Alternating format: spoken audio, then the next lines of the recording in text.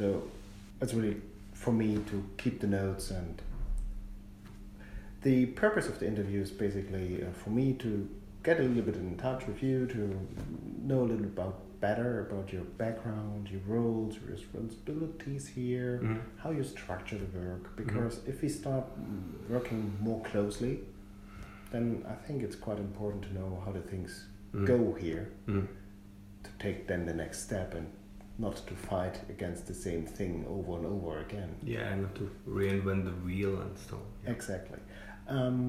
Let's start with the name so that I have it recorded, and then give me a little bit about your background, and then let's start a normal conversation. Okay.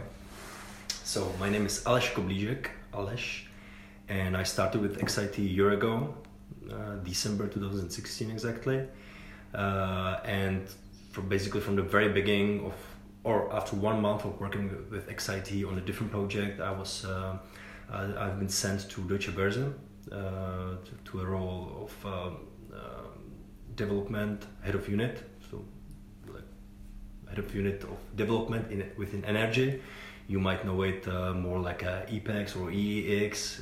I know it's not EPEX, but the main customers are like these companies, where I worked as a head of development for 5 months, because it was intended to be internal position, but they couldn't find anybody for quite a long time.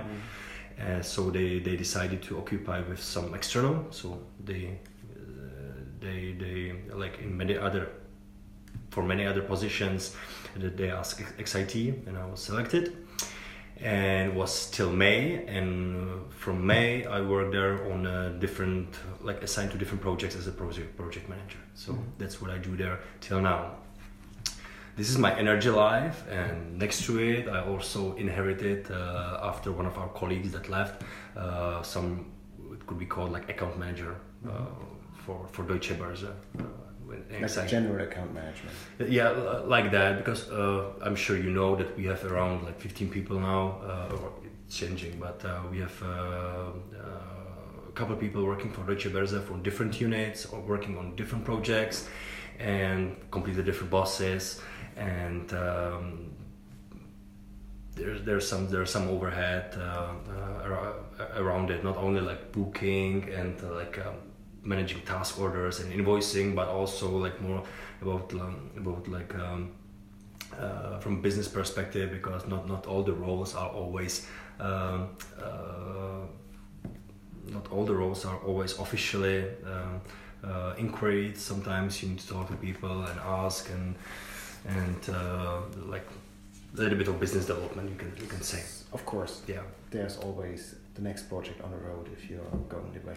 Yeah, and I think it's always like proven to be like quite successful approach for energy, because in energy we had like 2 people before I arrived. Now we have 5. So it definitely works. And the more you meet the people, because Deutsche Börse in Prague is not that huge like in Frankfurt. It's basically like 2 buildings very close together, and the people meet all the time. You have like similar topics, and there's no problem to meet there. So this is my second part of the job in XIT.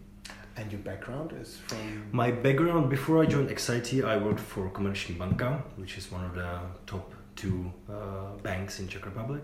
You might know it as a subsidiary of Société Générale. And for this bank I worked for 9 years.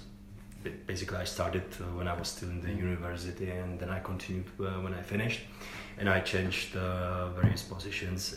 In the very beginning I started as a data center operator.